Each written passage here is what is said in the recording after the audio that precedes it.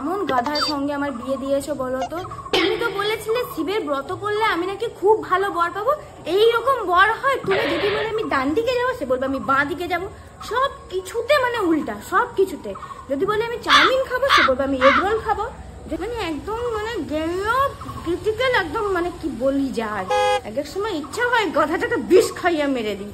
কি যে বলবো, আর মানে ভালো লাগেনি আর। এরকম একটা ছেলের সঙ্গে তুমি বিয়ে দিয়েছো। বলছি জানো না, পাশের বাড়ির বৌদিটা না এই কথাটা বলছিল। হ্যাঁ, আমি বললাম এই এই ব্যাপার। আচ্ছা, আমি তাও আমার যেমন তুমি কখন এলে? এক্ষুনি আসছি। কার সাথে কথা বলছো? হ্যাঁ ঠিক আছে মা। হ্যাঁ, সবার তো আর স্বামী ভালো হয় না, আমার স্বামীটা ভালো। হ্যাঁ হ্যাঁ মা, ঠিক আছে। হ্যাঁ মা, রাখছি, পরে কথা বলছি।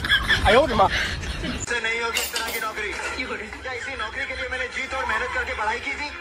क्या फायदा इन डिग्रियों का? तो तुम चाहते क्या हो?